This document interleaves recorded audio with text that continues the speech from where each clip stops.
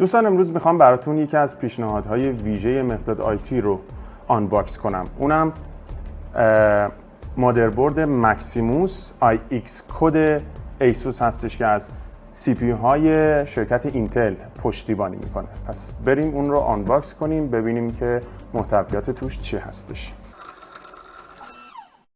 خب اولین چیزی که ما میبینیم جعبه اون هستش که جعبه خیلی خوش ساختی داره. همونجور که میبینید این هم قسمت پشتش هست و سری مادربردهای گیمینگ شرکت ایسوس هستش که گفتم از سی پی های نسل 6 اینتل پشتیبانی میکنه. دو تا تم رنگ حالا خاکستری و قرمز هم داره و خیلی جعبه بسیار شیکی است برای کسایی که خیلی دوست دارن و خیلی علاقه دارن که جعبه وسایل الکترونیکی خودشون رو عرض به خدمت شما که کلکسیون کنن و نگه دارن. خیلی جعبه خیلی خوب و خوش ساختی هستش، حس خیلی خوبی رو به آدم میده و به آدم میگه که ما منتظریم که یک مادربرد خیلی حرفه‌ای و خیلی گیمینگ پسند یا گیمر پسند رو تجربه کنیم. خب دوستان جعبه رو که باز کنیم درونش یه جعبه هستش که به این شکل حالت دیزاین اصطلاحاً میگن آکاردئونی باز میشه و تم جمهوری گیمرها هستش که توی قسمت داخلی جعبه این مادربرد خودشو نشون میده. خیلی هم زیبا اینو کار کردن و باز و بسته شدنش هم خیلی خیلی خیلی حالت نرمی رو داره، خیلی زیبا هستش. عرض به خدمت شما که یک درپوش پلاستیکی داره برای محافظت، اونو کنار میذاریم. عرض به خدمت شما که کارت گارانتی محصول هستش که بازم شرکت تامین کننده اون رو در اختیار شما قرار میده. به محضی که اون رو عرض به خدمت شما که باز میکنیم مادربرد رو میبینیم که به این شکل توی جعبه قرار گرفته شده. اونو من خارجش میکنم قارونی البته. اینو میذاریم کنار، بعد بهش میپردازیم. عرض به خدمت شما که این اون قسمتی هستش که مادربرد رو توش نگهداری میکنه جعبه و خب اینم میذاریم کنار. یک سری استیکرها هستش برای کسایی که خیلی علاقه دارن، برای گیمرها که اون رو بخوان توی سیستم خودشون استفاده کنن. استیکرهای جمهوری گیمرها هستش که خب میتونید اون هم استفاده کنید.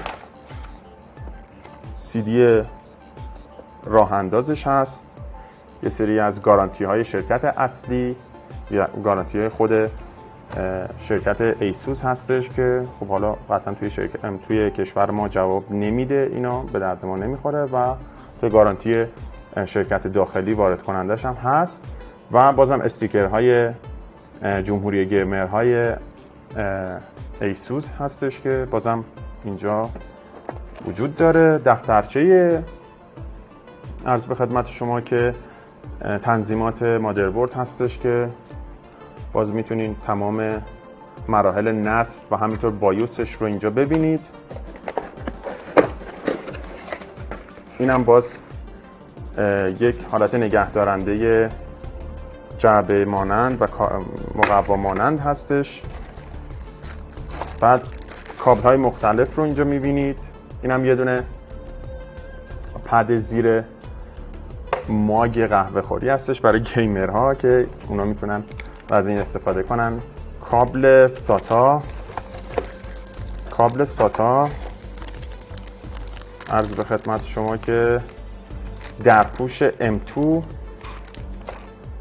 کابل ساتا، پنلی هستش که برای پورت ها ازش استفاده میکنن. خیلی خوب، این تمام جعبه‌ای بود که ما دیدیم.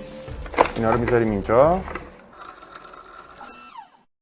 خب دوستان، این هم ظاهر مادربرد هستش که خیلی هم شکیل به نظر میرسه و البته با تعداد زیادی پورت های RGB مثل ORGB و پورت های RGB برای M.2 که همراه با پک این مادربرد عرضه میشن.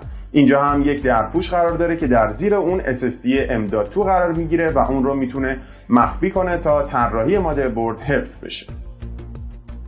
خب در این قسمت هم پورت های PCI Express رو میبینیم و در قسمت دیگه هم یک LED دیباگ قرار داره که دکمه های ریست و استارت هم در کنار اون قرار دارن و همچنین یک هدر USB 3.1 قرار گرفته که استاندارد جدید در این تایپ از مادربردها هستش. همینطور یک هدر USB 3.1 و تعداد 6 عدد پورت ساتا 6 گیگابایت بر ثانیه رو میتونیم مشاهده کنیم. در پنل پورت های این مادربرد 4 پورت USB 2 و 4 پورت USB 3، یک جک ایترنت، پورت USB 3.1 و یک USB Type C قرار داره. همچنین پورت های ورودی و خروجی صدا رو میتونیم مشاهده کنیم و در نهایت هم وای فای و پورت خروجی مانیتور یا همون دیسپلی پورت رو خواهیم دید. این مادربرد با کنترل هایی که داره رنگ های RGB زیبایی رو توی کیس خودش به وجود میاره. بایوس این مادربرد هم خیلی جامع و کامل هستش و البته کار کردن باهاش خیلی سخت نیست. تمام قابلیت های اوورکلاک رو میتونید انجام بدید و همچنین میتونید نورهای RGB رو هم توی بایوس تنظیم کنید. بایوس این مادربرد بسیار جامع و کامل طراحی شده. خیلی خوب دوستان، این هم از آنباکسینگ و بررسی محصول مادربرد ایسوس ماکسیموس IX کد که امیدوارم خوشتون اومده باشه. نظرات و پیشنهادات خودتون رو توی کامنت ها مطرح کنید و برای خرید این محصول هم میتونید از طریق لینک زیر به صفحه این محصول در وبسایت mech.it سر بزنید. ممنونم از اینکه ما رو تماشا کردین. شما رو میبینم توی ویدیوهای بعدی.